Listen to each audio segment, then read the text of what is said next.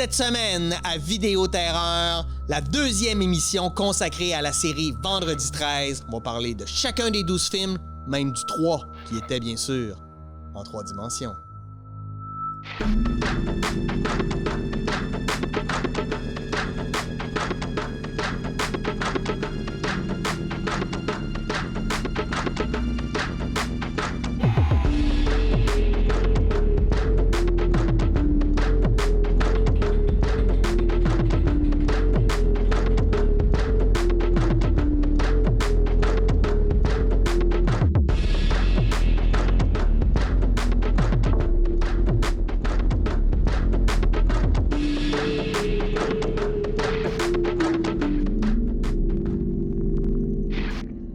Bonjour et bienvenue à Vidéoterreur. Écoutez, deuxième épisode consacré à la série Vendredi 13. Dans celle-ci, on va explorer chacun des 12 films. Et pour faire ça avec moi, comme à chaque semaine, Jimmy Francaire. Salut Jimmy. Salut Pierre, ça va? Ça va super bien. Une série de films que j'adore, en fait, Vendredi 13. Donc, c'est un plaisir. On se gâte, là. Ouais, on se gâte, là, d'entrer dans chacun des 12 films, de se rappeler certains souvenirs d'enfance, certains plus douloureux que d'autres. Commençons 1980. Friday the 13, sorti le 9 mai 1980. Donc, ben oui, le premier avait réalisé là, par Sean Cunningham. C'est le film qui va lancer la série. C'est un film important, je dirais, à tous les niveaux. Faire un petit récapitulatif rapide. Sean Cunningham, bon, qui avait réalisé avec Wes Craven, qui avait été le producteur avec Wes Craven sur La Dernière Maison sur la Gauche, regarde le succès d'Halloween, puis se dit, ben moi aussi, là, je veux avoir ma franchise, ce qui n'est pas une franchise à l'époque, mais je veux avoir le film qui coûte peu puis qui rapporte beaucoup. Ouais. Fait qu'on voit beaucoup l'influence d'Halloween là, dans le premier Vendredi 13, puis aussi l'influence de Psychose, dépendamment comment vous le voulez. Du fait que, bon, dans le premier, en fait, Jason n'est pas là, c'est sa mère qui est comme hantée un peu par la mémoire là, de son fils qui est mort noyé, d'où l'influence qu'on voit aussi avec Psycho. Là. Ouais. Fait que le premier, ben, il va nous amener aussi, je dirais, un nouvel acteur là, qui va avoir une carrière assez intense, Kevin Bacon. Kevin Bacon, ben oui. Puis aussi, ça va être le film, bon, je dirais, qui va pas nécessairement lancer la carrière là, de Tom Savini, parce que c'était quand même fait, je dirais reconnaître aussi dans Dawn of the Dead. C'est là, je pense que on a vu un peu son talent. Son grand talent, ouais. Mais à partir de Vendredi 13, là, quand il va faire ce film-là, je pense que c'est là que sa carrière va vraiment là, être, je dirais, c'est un point marquant là, au niveau de sa carrière. Là. Ouais. Puis, ben, en fait, le premier, comme je dis, là, c'est un film qui va avoir une influence quand même importante. C'est le film aussi qui va avoir assez un succès pour qu'on se décide d'en faire une série. Ben, au début, un deuxième. J'imagine qu'on sait pas déjà qu'il va en avoir... Non, absolument pas. Là, c'est pas ça l'idée. Mais ça a été tellement un succès auprès du public que, ben, encore une fois, là, je pense que les considérants sont que, si on en faisait un autre, est-ce qu'on serait capable d'aller chercher encore autant d'argent? Fait que c'est là un peu là qui va lancer la série. Puis peut-être un récapitulatif au niveau aussi des influences. Tu sais, oui, bon, il y a eu Halloween, il y a eu Psycho. Je pense aussi que, tu sais, l'époque du giallo italien là, va aussi influencer là, ce film parce que on est quand même dans une structure, tu sais, faut se rappeler là, qu'à ce moment-là, la structure classique du slasher est plus en création. Là. Ouais. Fait qu'on est encore dans des meurtres, puis à se poser la question, tu sais, c'est qui a fait ça, là? Fait qu'on n'a pas nécessairement, tu sais, dans le premier, quand on l'écoute... Il place les codes. Là. On n'a pas encore d'idée c'est qui le tueur. Alors que quand on va écouter, mettons, le 3, le 4, le 5, le 6, on sait très bien c'est qui. Là. On connaît les codes. Passons, parce que là, on va passer rapidement. Hein? On a 25 minutes pour passer 12 films. Vendredi 13, partie 2, sorti le 1er mai 1981. La sac de patates. Ouais. Donc, en fait, là, ce look-là va beaucoup être influencé du film là, de Sun That Red Sundown, où on a exactement le même genre de look. Puis ça va être aussi les débuts de Steve Miner là, qui va réaliser aussi le 3e.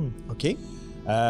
Puis là, je pense qu'on est vraiment là, je dirais, c'est à partir du 2 qu'on est dans dans la séquence classique là, du slasher. On est encore aussi dans la continuité là, du personnage féminin fort à la fin qui survit. De par son ingéniosité, c'est souvent un peu ça, là, qui se montre un peu plus intelligent que Jason, ou qui va réussir, je reste. Mais c'est souvent l'intelligence là, qui va être le facteur un peu déterminant. Pour beaucoup, c'est probablement le film préféré. Okay. Malgré le fait là, que, bon, je dirais, on n'a pas le look classique. C'est un film qui est beaucoup apprécié parce que le personnage, en fait, là, de Jenny qui va survivre à la fin, c'est un personnage qui a quand même une certaine... On réussit à le rendre très sympathique. On s'y attache. Souvent, je dirais, dans Vendredi 13, on avait des personnages là, qui étaient un peu, je dirais, un peu interchangeables, de peu d'intérêt.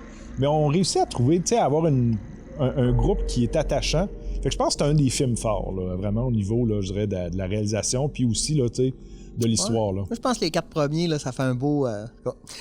OK, passons maintenant à... un très important, partie 3, sorti le 13 août 1982 et ressorti, il y a une re-release le 13 mai 1983. Qu'est-ce qui s'est passé? Écoute, probablement un succès encore une fois. Là, on s'est dit, écoute, il y a eu probablement aussi une sortie 3D puis non 3D. C'est là. ça, l'effet 3D. Bon, puis effectivement, le troisième, il est important dans la franchise à plein de niveaux. C'est là aussi qu'on va avoir le premier vrai look là, qu'on va associer le masque de gardien de but. C'est intéressant parce que en fait, on sait toujours pas exactement ça vient de qui cette idée-là. Quand on a commencé à tourner le troisième, on a amené plein de masques, on sait pas encore, on sait même pas dans le tournage ça va être quoi le look définitif. Puis dépendamment à qui on demande, il y a beaucoup de gens qui disent « Non, c'est mon idée. » Ah oui, OK. Fait que ce qui rend ça, tu sais, au moins 3, 4, 5 personnes qui vont dire « C'était moi » ou en jasant un tel. Tu sais, des fois, on a ce masque-là, on aurait pu prendre lui. Fait qu'il n'y a pas nécessairement, je dirais, de personnes qu'on peut associer vraiment à l'idée là, du masque. Effectivement, tu sais, puis le troisième va être aussi important au niveau du 3D, parce qu'on sait qu'on a eu une vague de films 3D dans les années 80, on a eu Jaws 3D, Amityville 3D, Jason, Vendredi 13 3D. Non, Halloween n'a pas, il n'y a pas eu de 3D. Non, 3D, non, excusez. Puis, en fait, là c'est avec Vendredi 13 qu'on va tester ces nouvelles caméras-là. Fait que toute la vague qui est venue après. OK. Puis quand les acteurs, on va les interroger là, sur, appelons ça, le tournage du 3, ce qu'ils vont dire, c'est qu'il y a eu un nombre énorme de prises, pas parce que les acteurs faisaient pas le travail, mais parce que les techniciens, tu sais, par exemple, faut avoir, tu sais, à un moment donné, il y a une scène, entre autres, il y en a qui jouent du yo-yo, là. Ouais. Tu sais, le nombre de fois qu'on l'a refait juste pour qu'ils descendent au centre de la lentille. Fait que ça a amené beaucoup de difficultés, je dirais, techniques. Mais moi, personnellement, en fait, c'est le premier film que j'ai loué là, d'horreur. Là, fait que j'ai un attachement là, assez particulier au troisième.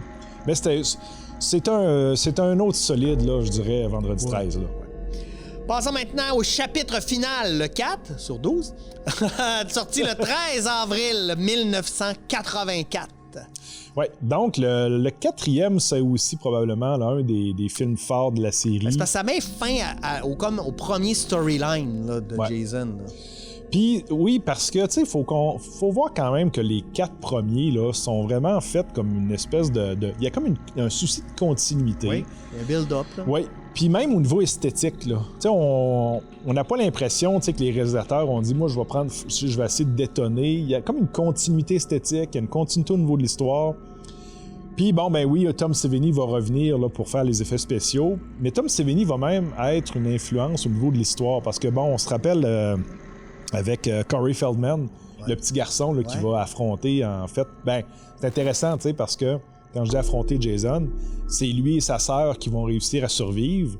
Puis encore une fois, c'est souvent, tu sais, les deux figures qu'on pourrait considérer comme les moins menaçantes ou les moins potentiellement, je dirais, en capacité d'opposer à Jason, qui vont apparaître. Donc, tu sais, il y a le personnage, en fait, de Tommy là-dedans, qui fait des masques d'effets spéciaux, va être inspiré de Tom Savini. OK. Donc, les scénaristes ont un peu, je dirais, inclus l'idée de Tom Savini aussi dans l'histoire.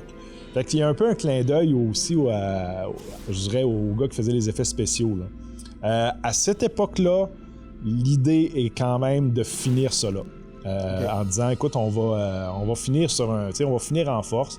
On en a fait 4. Il faut se rappeler aussi qu'à l'époque, 4 déjà, là, c'était énorme. Là. Ouais. On n'a pas des séries qui durent 10-12 films. Là. C'est encore quelque chose qui est inexistant. Le plus qu'on a, c'est peut-être Star Wars avec 3, ou le parrain, le 3 n'est pas encore sorti. À moins, si on veut remonter, là, les Godzilla là, au Japon nous avaient quand même habitués, mais le public américain ou nord-américain, la plupart ne sont pas conscients de ça. Fait que, tu sais, on veut finir en force, puis on se dit, écoute, on va le tuer d'une façon où il reviendra pas. Là. On se rappellera là, avec la machette à travers la tête.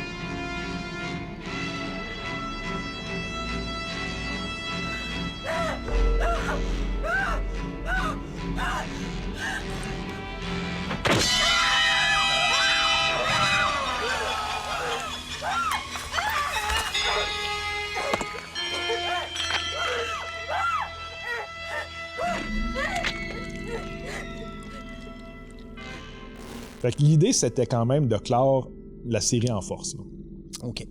Maintenant, le 22 mars 85, A New Beginning, le 5, A New Beginning, qui est aussi, moi je dirais, le mal-aimé là, au niveau de la série Vendredi 13. Ben, c'est le mal-aimé, encore une fois, là, pour une raison simple, parce que Jason n'y apparaît pas, donc c'est quelqu'un qui reprend un peu l'idée de Jason, se passer pour lui.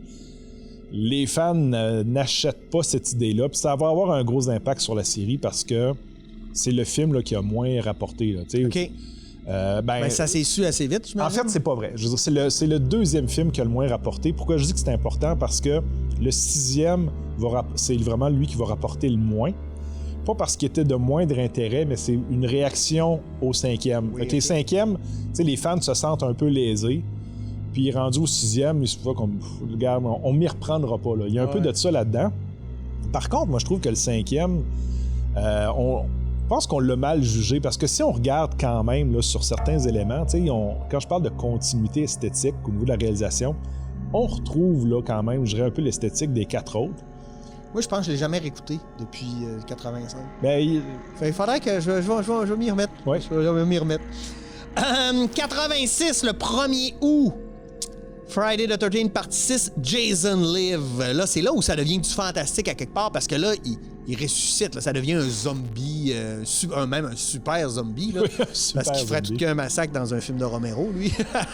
Ouais, ben c'est ça. Puis, écoute, là, je pense que c'est là où les studios commencent à dire, bon, OK, clairement, l'avenue de reprendre Jason sans Jason, c'est pas une option. Là, le 5 nous l'a enseigné. En même temps, on se rend bien compte que les fans en redemandent. Puis que, encore une fois, il y a une demande, puis encore une fois, c'est le bon vieux l'offre et la demande, si l'économie nous a appris une chose. Ouais. Donc, on se dit, bon, mais écoute, qu'est-ce qu'on peut faire? Faisons-le revenir d'entre les morts. Puis le sixième, il est intéressant qu'on a cet élément-là, je trouve explicatif. Le réalisateur, c'est un réalisateur qui, je dirais, qui était vraiment très, attaché au film Universal de vampires, de Frankenstein, de la Hammer. Puis il va vraiment s'inspirer beaucoup de ça. Puis si, un coup qu'on voit ça, là, là, quand il ressuscite exactement. Avec l'éclair, c'est vraiment Frankenstein. C'est vraiment Frankenstein.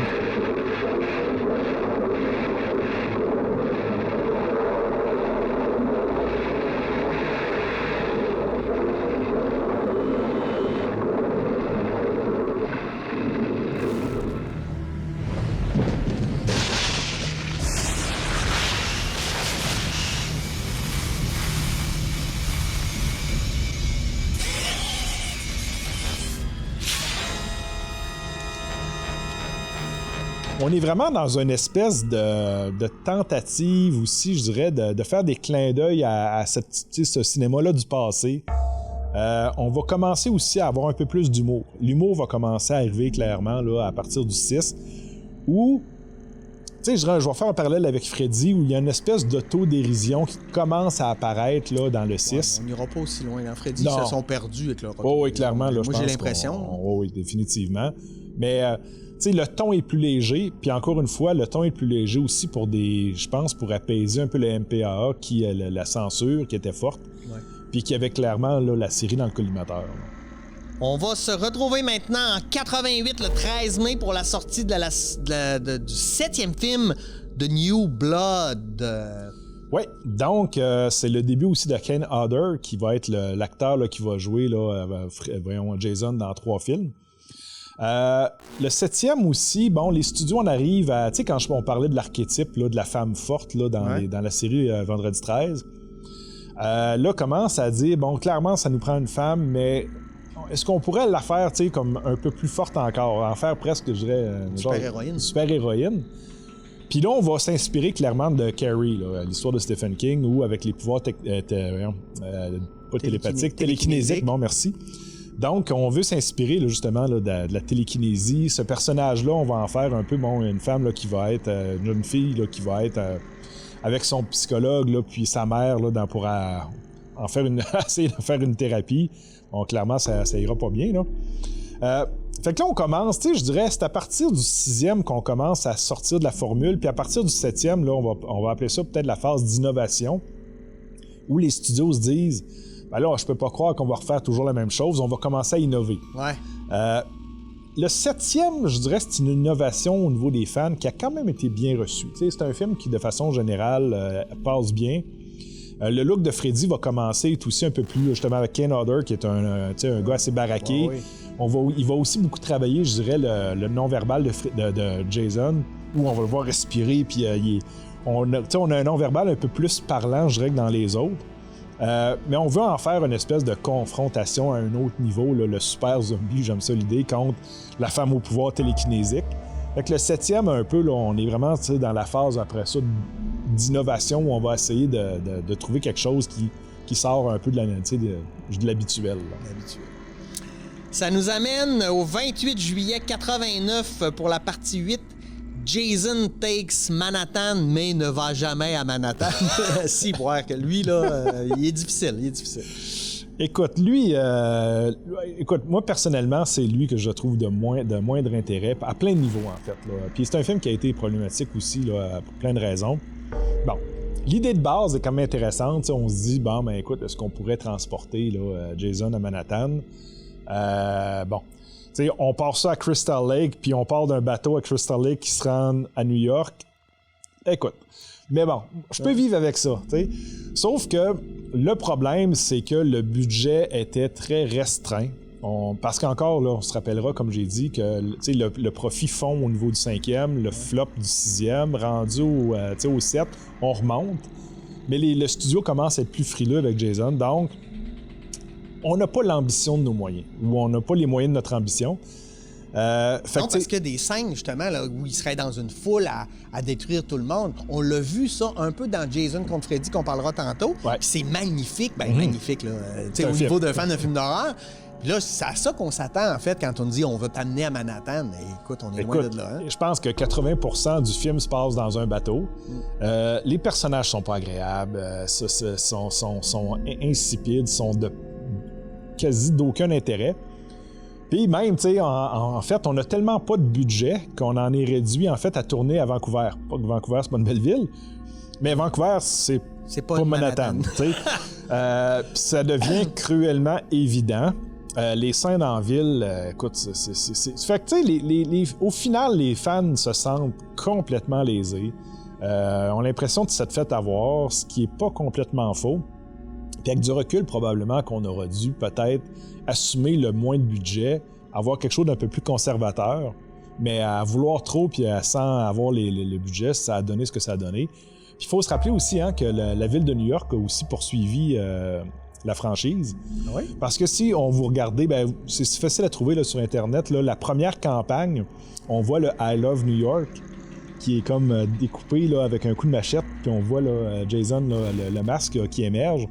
Puis la ville de New York n'a pas apprécié du tout là, le fait qu'on utilise le I Love New York. Okay. On l'a fait enlever des posters pour avoir le poster actuel. Il y a eu même, je dirais, une réaction aussi à ce niveau-là. Fait que pour plein de raisons, c'est un film qui est pas très bon, puis qui ça paraît. Le plus mauvais. Deuxième finale pour Vendredi 13, Jason Goes to Hell, The Final Friday, le 13 août 1993. Ouais, là, on est dans la phase, là, vraiment, tu sais, je disais, bon, on est parti du classique, on a innové, on est dans de l'innovation au début relativement frileuse.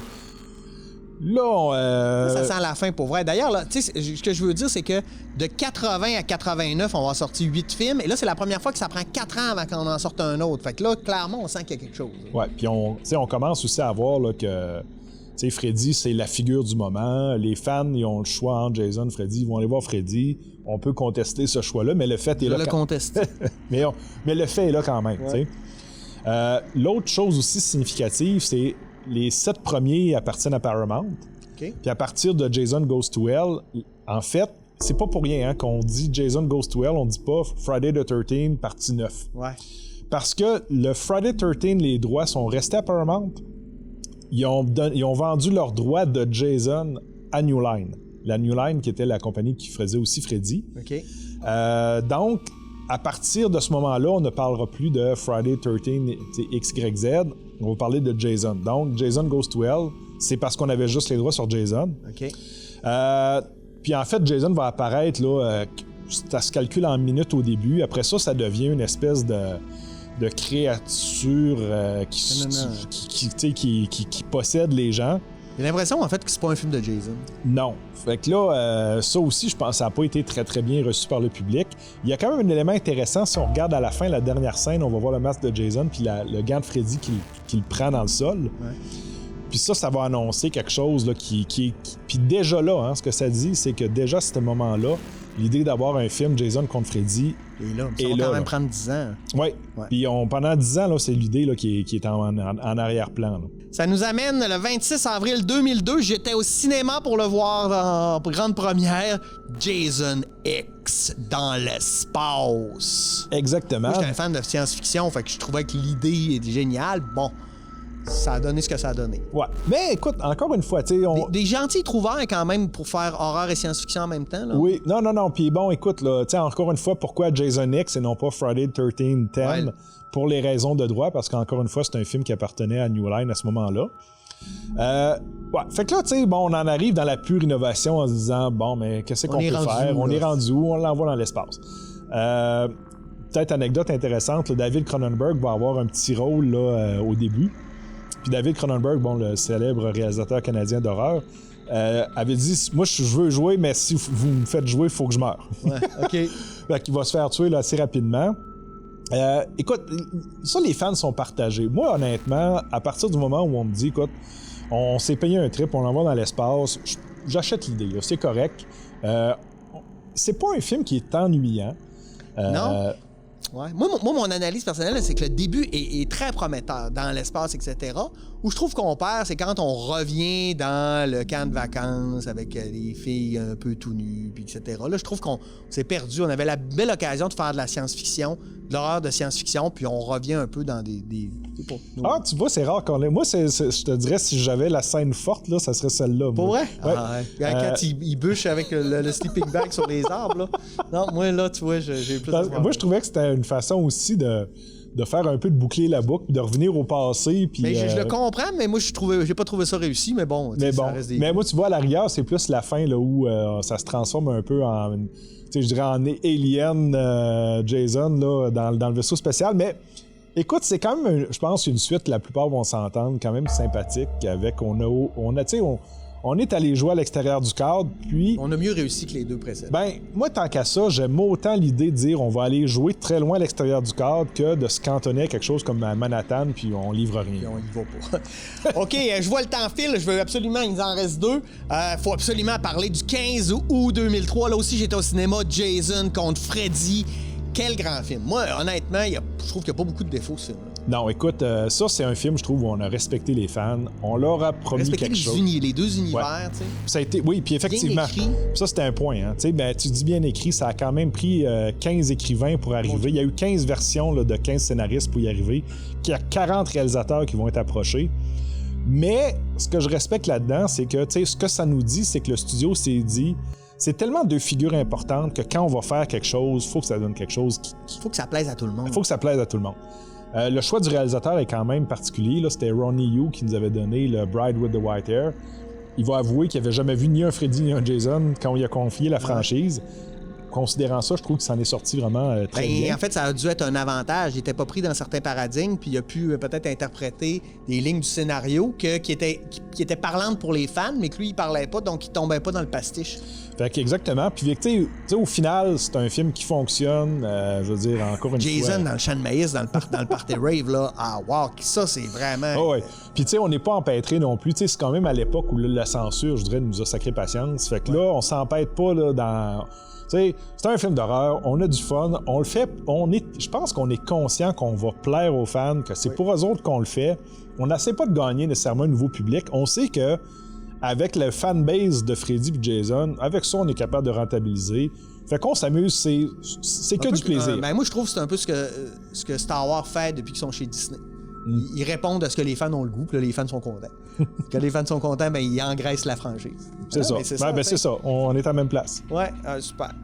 On a un petit instant pour parler de Friday the 13th de 2009, où on a tenté de relancer la franchise le 13 février 2009. Ouais, ben écoute, pour faire ça rapidement, je pense que l'idée était bonne. On disait, bon, là, on va essayer un peu de revenir peut-être moins à la comédie ou à l'autodérision, peu importe. Pour revenir aux racines. On veut revenir aux racines. Je dirais que c'est un remake qui est quand même réussi. Il n'y a pas de défaut majeur. Sauf que, ultimement, il est drabe un peu, non? Il est un peu drabe. Je pense que ça n'a pas réussi à parler... Tu sais, c'est un film, en fait, qui est pour tout le monde puis s'adresse à personne. Dans le sens que les nouveaux fans, je pense, en fait, les nouvelles personnes qui regardent ça... Ils étaient rendus ailleurs. Les anciens font comme « Ah, c'est cool, mais en même temps, c'est pas moi le public cible. Ouais. » Fait que je pense que il n'y a pas de défaut majeur, mais ça s'adresse un peu à personne en même temps. Moi, j'ai l'impression que c'est un projet de studio qui a dit « Ah, ben il y a du cash à faire, tout le monde est en train de faire des remakes, faisons donc ça, puis si ça marche, ben tant mieux. » En fait, c'est la même équipe qui nous avait fait le remake de Texas Chainsaw Massacre qui avait beaucoup mieux fonctionné. Qui était probablement beaucoup mieux réussi aussi. Alors que, en fait, là, on parle de 2009, là, fait que clairement, c'est la plus longue période sans Jason, puis on n'entend rien encore, là, fait que je pense qu'il est en veilleuse pour un petit bout, là. Ben merci, c'était très agréable de se pencher pendant 2 épisodes sur ce monstre sacré du cinéma, hein? On peut pas dire le contraire. Merci Jimmy, c'était très intéressant. Je me donne le goût de tous les réécouter, un à la suite de l'autre, durant la même soirée. Merci pour vous d'avoir été des nôtres et nous on se dit à la semaine prochaine pour une nouvelle édition de Vidéo Terreur. Bonne semaine!